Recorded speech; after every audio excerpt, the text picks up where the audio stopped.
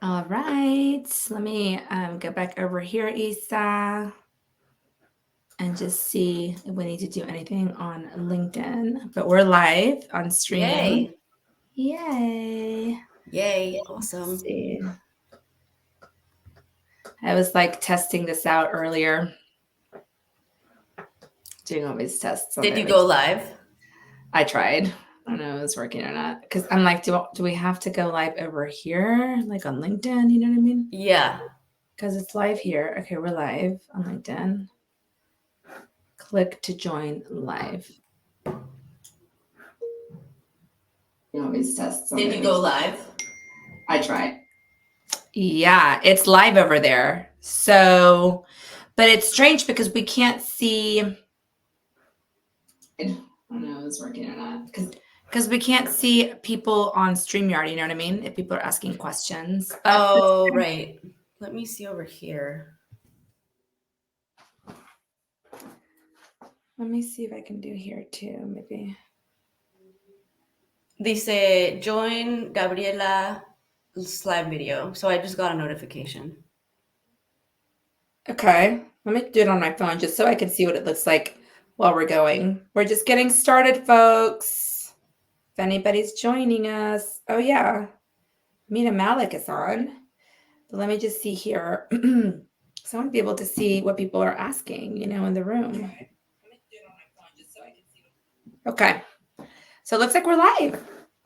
Awesome. All right. Okay. So we're 2 minutes after, and let's get started. Let's do it. Hey, Gabby. Woo! So exciting to do this. I know. Yeah. Me too. Okay, well, just an intro. Isa and I have worked together for 10 years in different capacities. And then I don't know, about a couple years ago, when I went out on my own, Isa, you'd already been out on your own for a while, and you were a great mentor to me, and we kind of reconnected, and you've just been a go-to for me to seek advice on being an entrepreneur and consulting and doing your own thing. And at that point, you talked to me about your book, and so we've just been in each other's life back after our client and agency days. And so I'm just really excited to be doing this live with you and helping you promote your book and your new world as a published author, which is amazing. Just a little official intro on Isa as we go in. Isabel is a beacon. Can I call you Isa on this, or do you prefer? Yeah, sure. I just realized that that's my own nickname for you, but okay. No, that's fine. Okay. Isabel is a beacon of fresh talent and perspective. As a Mexican American writer, she interweaves her rich cultural heritage into the tapestry of her storytelling. Upon release, her debut novella, Taming Jackal, immediately hit Amazon #1 hot new release in contemporary literature and fiction. Yay! So, Isa, welcome, and let's jump right in. Really the title of this live is about self-publishing, and it's about getting to #1 on Amazon. So we can start talking a little bit about, well, first I'll give you a second. Is there anything you want to say before I jump right in asking you all sorts of questions? Yeah, thanks for having me. I'm excited for all the people watching right now and watching later. This is, I think everyone has a story to tell, and it's not necessarily fiction. Whatever line of work they do, everybody has a story to tell, and whether they want to publish it for, business or pleasure, or even like me, that I'm going into a completely new space, which is, writing novels. I hope this conversation is really helpful to everybody. Yeah, I love that. Me too. Okay. All right, let me move this over, Isa. Give me one sec, because I want to make you bigger on my screen.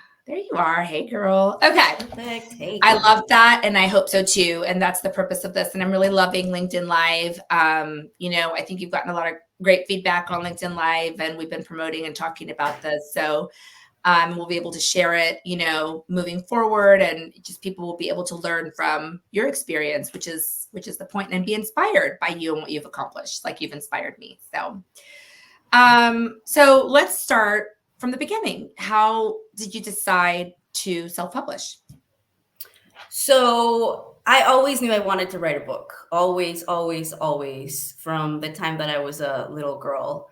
And my dream, I had two big dreams as a writer. One was to publish a short story in the New Yorker. Mm-hmm. And the other dream was to publish a book, a novel, with a big publishing house.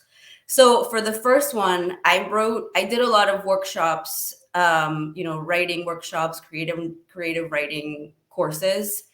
And I shaped up some short stories and I submitted them to the New Yorker. And I got my first rejection letter from the New Yorker, and I was so excited. Like, I remember I called my brother and I was like, I got rejected by the New Yorker. He's like, hold on, wait, what? You're saying you got rejected? I was like, yes. And so I printed that, I put it on my desk, I put it on my fridge door, and it was sort of like a reminder that not everybody gets rejection letters. Sometimes they have so many submissions that getting a rejection letter with something a little personal is a really good sign. So my next big goal after that, it wasn't even a next goal, they were two goals together, but my other goal was to publish my book with a big publishing house. And it was sort of a not necessarily a vanity goal, but it was sort of like one of those things where you kind of want like a label. Like, it's like you want the stamp of approval. And as I kind of went on in my writing journey, I realized that for me at this point, at the beginning of my career as a novelist, it's not so much about getting the stamp of approval from a big publishing house. It's more about getting my work out there and learning what it's like to be a writer, learning how to write a book. I mean, I already knew how to write. I just had never really finished a whole book. And I really wanted to do that. I didn't know if I could do it. There was a lot of doubt in the whole process, because it was really daunting. And so for me, self-publishing was a way to just do it, because if I went the traditional route, I would have to get a book agent and then wait a year with already a finished novel, and then go to the publishing house once that book agent got a deal, and then go through rounds of edits. And at this point I was like, okay, I have the finished book, which you generally have to have a finished book regardless. And then I was like, I just want to publish it and I want to keep going. Like, now I'm at the point where I'm thinking about book number 2, and I feel like there's momentum, and that's what I really wanted. And I just wanted to have fun and learn and just get going.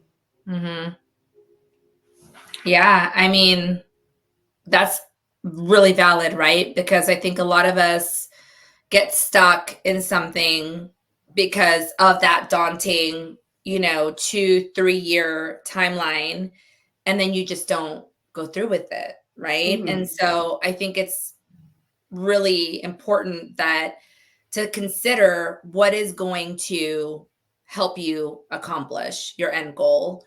And sometimes that's not the traditional route that you've been told, or that, to your point, is like in your head as that, big win or final goal. And so I really like that you kind of adjusted and said, okay, like, is my goal to get published by a publishing house, or is my goal to publish a book? Yeah. Because if my goal is to publish a book, I've got this like path, right? How much time did it take you from when you decided to self-publish to get it published? Maybe a year. At that point, I hadn't finished my book yet. And I bought a course that helped me learn more about the self-publishing journey, because there are a ton of things to learn. So that's one thing about self-publishing. You have to sort of take on the responsibility of learning everything, because you're physically yourself uploading, you're doing all these things that you don't really know about, including margins and things like that you don't want to mess up, because if you upload a book that, where the margins are messed up, it's going to be really obvious that it's self-published. A lot of people told me that in the book world, that when they saw self-published books, they could tell right away. But with mine, they were like, it's clear that it's professional, and that you took the time to do it right. So it took me a whole year, because I really, I finished the book in that time. And also I just learned about the process. And then once the book was finished, it still took me a while to finalize the cover with the designers and, make sure that everything was right, upload it, not just to Amazon, but to the other publisher. And then after that, you have a few days where you get approvals from, it's sort of like digital approvals or like copyright approvals. So that takes another few days. Okay. The book is behind you. You're going to show it to us so we can see the cover? Yeah, let me bring it closer. It's so beautiful. Yeah, this is it. A really fun part was working with the designers. Yeah, that's so awesome. My 7-year-old son, when he saw the cover, he was like, "Whoa, what's that?" And he like opened the book and started reading it. I'm like, "That's maybe PG-13. I don't know." Yeah, not the first few pages. And he's like learned to read now, so I'm like, "Okay, Leif, give me the book." And he's probably reading out loud. You're like, "No." I know. It's we'll get to that a little bit later, but it's a page turner, and it's he was trying to dig in there and learn some lessons about relationships for later in life. So you made it to #1 on Amazon. And I would just like to kind of high level touch on that. I know we're going to dig into it a little bit more later, but we'll first celebrate you for doing that, because I'm sure that was just the most amazing moment. I mean, I know you and I were texting, and it's like, yeah. So just tell us a little bit about what that felt like. We'll dig into the tactics that you used to get there, but tell us a little bit about what that felt like. And it felt surreal. The first maybe day, I was #2. And then I posted on my Instagram and I was like, oh my gosh, I'm #2. This is, wild. And then I said, please help me to get to #1, get your copy. And then I think the next day, so day 2 after publishing, I was #1. And then after that, I stayed in #1 for 2.5 days. And it was amazing, because I mean, the competition out there is huge, And so it was, and Amazon, it's not like you're talking about some small website. So that was really cool. It gave me hope. And then the other part to that too is like, now your work is out there. So you're kind of turning back. Yeah, there's no turning back. It's like, okay, here we go. And it's really cool. It's really cool to see people supporting and, being interested and getting your stuff out there. So for you, what contributed to getting your book to be #1 on Amazon from a mindset perspective and from a tactical perspective?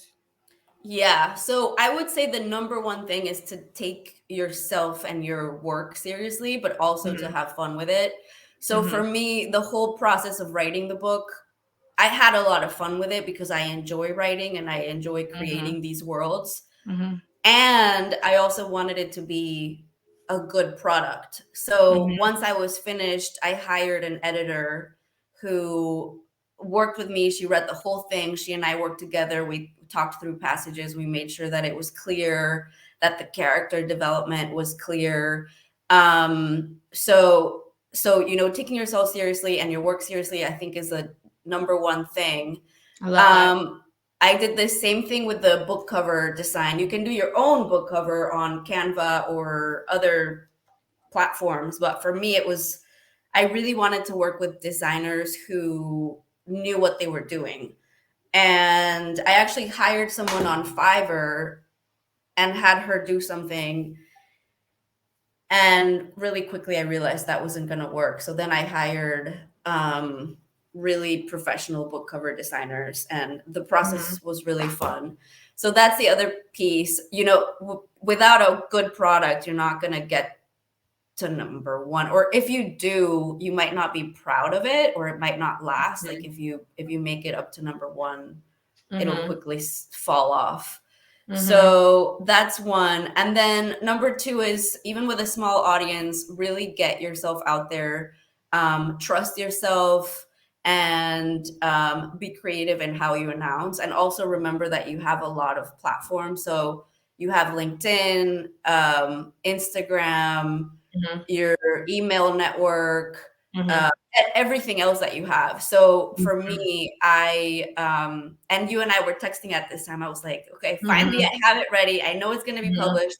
I have been working behind the scenes on this book for so many years and haven't really told many people because I was working on it and I didn't really want to talk about it yet. And so then I was like, what do I say? And what I did, I literally got the phone out and I said, I'm going to take this video and I'm going to announce that I'm publishing a book and a little bit about what it's about in one take so that it's not super practiced.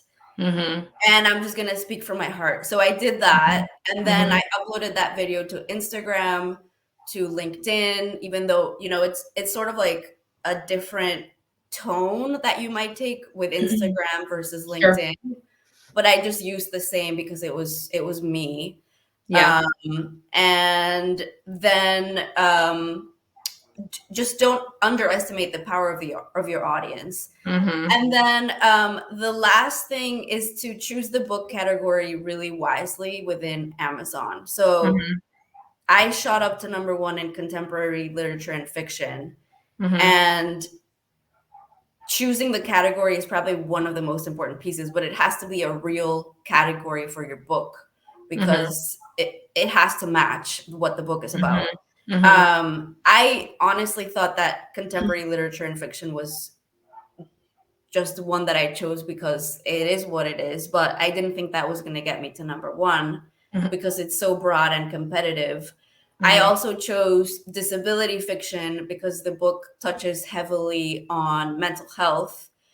And I thought maybe that was going to rank me higher, which it did. I think I was 16 on that for a while. Hispanic American literature and fiction because of the characters and because as a Latina writer, that was an obvious choice.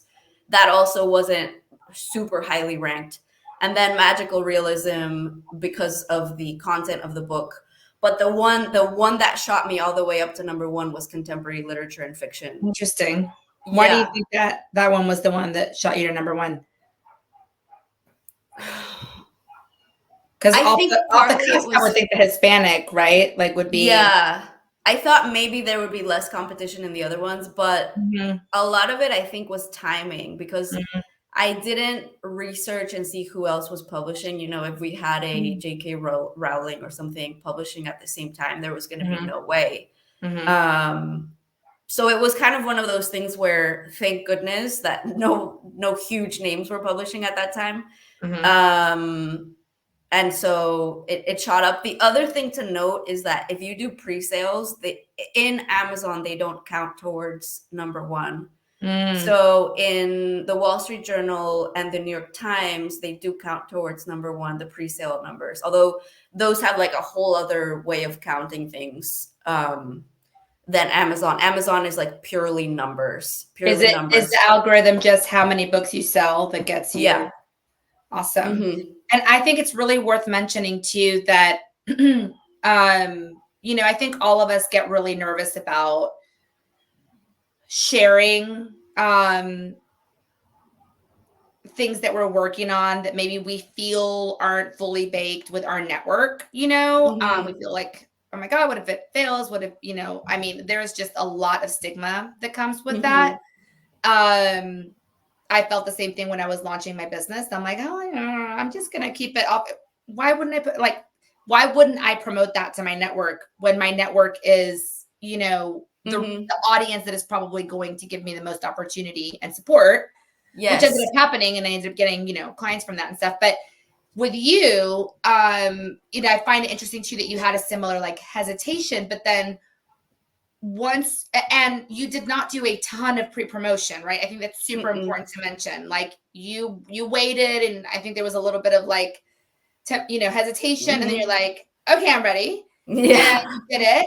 And so I don't know, was it like 2 weeks of, you know, kind of amplifying to that network? And that is what helped you get to number one. I really want to emphasize that because I don't think people would really acknowledge and realize the power of support that you get from the people closest to you on the socials, right? And so was it 2 weeks before that you announced it and into the Yeah, it was about 2 weeks, and I might have taken longer if I had more time, but I wanted it to be out before the holidays. Yeah. So but it worked, right? So it worked. I mean, we didn't know. It wasn't like how interesting is it, right? Maybe that momentum and that 2 weeks, you know, like it's kind of like PR, right? Like if you talk about it too far in advance, it dies out a little bit. The power of it. You know, I know I've had other people I've talked to who promote for months and months and months and months and months and use different strategies. And there are pros and cons, right? But like, I think it's really important to highlight that for you, that 2 weeks of promotion within your network, there was no paid marketing, right? It was within your social network. And promoting the book signing, right, for the book launch, and the book launch is what got you to that point. And I think the fact that it was a surprise was huge because people were like, hold on, you're writing a book and it's like, a novel and it's fiction and what? Like, Isa, you need to put author on your LinkedIn profile. Oh, Yeah. No, completely. Don't underestimate the power of just getting out there. And when you think you've already said it enough times, you haven't said it enough times. Like say it again and say it in a different way and show up again and copy and paste it and put it on another social media platform.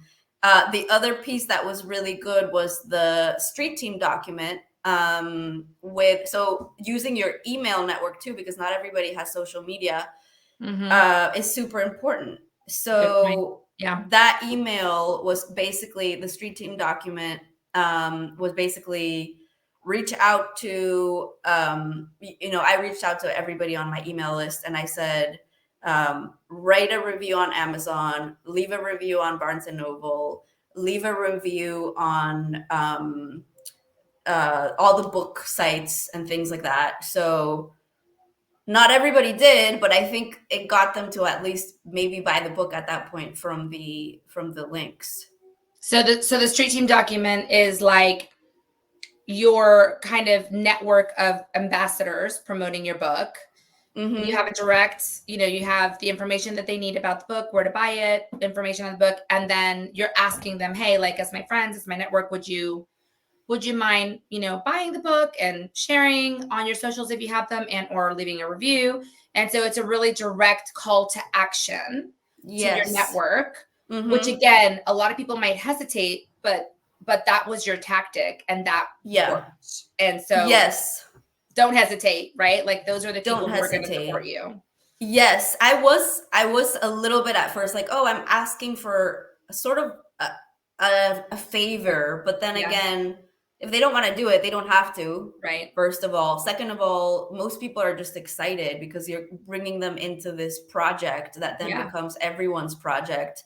Yeah. And the other piece of it too, which goes back to announcing, is that for me, a really important part of writing a book or anything is to impart a message. And I really believed in the message of this book. And so I thought, this is important. I wrote this book with a purpose and I want the right people, whoever that ends up being. I don't know. I will Yeah, never know who this book really will impact, but I needed to get out there and I need people to share it. And so it was kind of love that. like beyond me, Right. and that helped me press send on all those emails and say, fine, okay, I I'll love ask that. people to write the review. I love that, Isa. I think that's a really good segue. Just time check. We thought we weren't going to be able to fill in 30 minutes, but I don't know why, Yeah. because you and I talk nonstop all the time. And then we're like, we have to go. We've got 5, but I would love for you to tell me. I think it's a great way to go into like what inspired you to write this book and what's it about? The book is about two people who meet in college. Martina and Ellis are the two main characters, and they date. That's why the first few pages are juicy. So you The mentioned pages my Liv was so 7-year-old pretty. read. Yeah, exactly. Oops. But it's not the whole book, because Yeah. some people think it's going to be the entire book. It's not the whole Yeah. book. And then we meet, as they're dating in college, we meet Yeah. their inner demons, Yeah. and they sort of lose touch. The two characters meet later while they're working in Manhattan as young professionals, and we keep meeting their inner demons, and we go into these magical realism worlds where we explore their struggles and what their demons say and how those interact with them.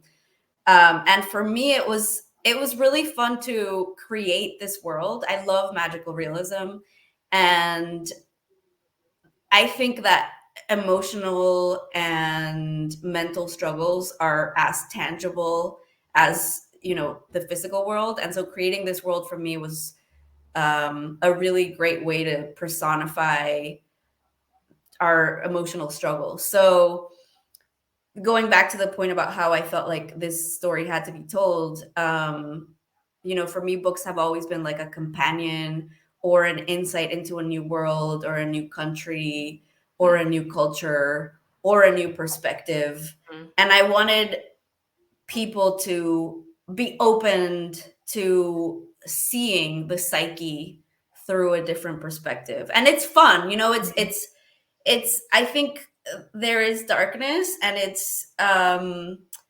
there's depth to it, but there's also a lot of levity, and there are jokes and things like that. So Mhm. the point is also for the reader to just have fun with it. Yeah. It is fun. It's a fun read. But it does, I mean, there are moments of pause and reflection and um, you know, obviously you see yourself in the characters in different ways. What inspired you to write the book? What was I think, my own struggles emotionally, my own personal growth. Um, I think I didn't necessarily, like, when I was younger, I didn't think there needed to be that much growth. But then as I look back, I'm like, I really needed a lot of support, which I'm really glad I've gotten throughout the time. But I've seen other people who have struggled and not necessarily gotten support, and so writing about the two characters was helpful in kind of putting like different paths that can happen depending on like whether you're supported or not, or just yeah, you could even say life. Like I don't even want to say like why, but yeah, um yeah, I think just kind of seeing other people with more empathy was something that yourself too, because once you discover that everybody has an inner demon, then you start looking at yourself with a little bit more empathy, and anyone, like the person who behind you in the so true. storyline is being annoying or whatever, you're kind of like, I don't know what they're going through, so Yeah, fine. that's like real. That's so true. Well, we have a few more minutes or 1 minute actually. Do you want to tell us a little bit about what's next? And maybe we'll have a part 2 to dig in a little bit more. Yeah. So if people have questions, leave us questions so we can do a part 2. We'll dive into those. Yeah. Right now I'm working on book number 2. I'm brainstorming, thinking of different worlds that I could go into, different places, like physical places that I want to explore, and characters. So I'm just kind of dreaming and thinking about what I could write about, but I also just want to get pen to paper and not stay in the dreaming world too much. So that's you what I'm working you on. put some tactics behind it too. You have a plan of attack. You Do know? I? Yeah, remember the like breaking it down from year to quarter to month and like what you're doing. Oh, yeah, Yeah. completely. So So totally like, that's true. feasible. Mhm. Yeah, so the first Q1 is a lot of reading, Mhm. just thinking, putting pen to paper with ideas, Mhm. learning, Mhm. learning about what I got out of publishing this first book. Mhm. And then Q2, I'm gonna start getting a little bit more granular on that. And then 3 and Mhm. 4 is the writing. I'm gonna start Yeah. writing, but I already know how long it takes, so it's not like I'm telling myself I'm gonna publish in Q4. I know it's gonna Sure. be a whole process, but I have that. Sure. And it also makes me feel more at rest when I'm kind of like, okay, I'm not just wasting my time like dreaming Yeah. about book number 2. There's a plan. There's a plan, and if you need to shift, you can, but like you've got a plan of attack to tackle it. Yeah. All right. Well, we are at time, and that was amazing. So yes, if anybody has questions, let us know. I think there's just so much to dig into. If people want to ask more specifics about your journey. So this was awesome. Thank you, Isa. Thank Love you a you. lot. Yes, You thank rock. you. I'm Love so you proud of back. you. Thanks. And we'll And talk me to of you soon. you. Thank you, All Isa. right. Bye. Thank you, everybody. Talk to you later. Bye. Bye.